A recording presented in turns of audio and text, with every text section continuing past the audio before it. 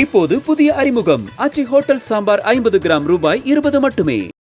சிவகங்கை மானாமதுரை தேசிய நெடுஞ்சாலையில் பாதை அமைக்கும் பணிகள் நடைபெற்று வரக்கூடிய நிலையில் அங்கு எச்சரிக்கை பலகைகள் வைக்கப்படாததால் இருசக்கர வாகனத்தில் சென்றவர் கீழே விழுந்து உயிரிழந்தார். ஒப்பந்ததாரரின் அலட்சிய போக்கை கண்டித்து மக்கள் மறியலில் ஈடுபட்டுள்ளனர். இது தொடர்பான கூடுதல் விவரங்களுக்காக இணைகிறார் எம்முடைய செய்தியாளர் ஃபாரூக். விரிவான விவரங்களை வழங்கலாம்.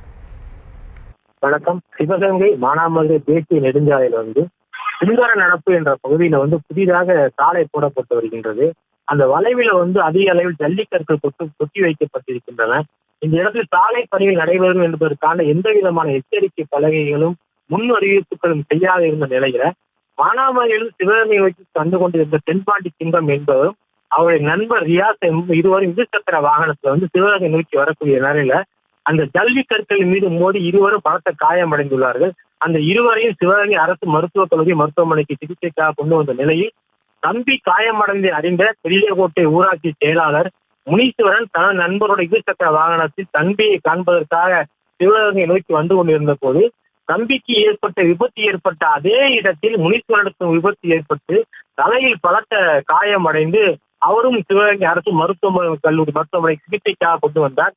அவரை மேல் சிகிச்சைக்காக மதுரை அனுப்பி வைக்கப்பட்டு பின்பு மீண்டும் சிவகங்கை அரசு மருத்துவக் கல்லூரி மருத்துவமனை கொண்டு வந்த நிலையில இன்று அவர் சிகிச்சை பலனளிக்காமல் மருத்துவக் கல்லூரி இறந்து விட்டார்.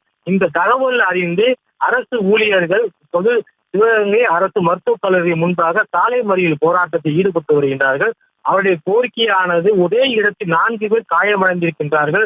இதற்கு காரணம் ஒப்பந்தக்காரர் முறையாக எந்த விதமான அறிவிப்புகளும் வைக்காமல் சாலை பணியை மேற்கொண்டதாலேயே இந்த விபத்துக்கள் ஏற்பட்டதாக கூறி சாலை மறியலில் ஈடுபட்டு வருகின்றார்கள். இதனால் மதுரை மானாமதுரை பகுதியில போக்குவரத்து பாதிப்பு ஏற்பட்டுள்ளது.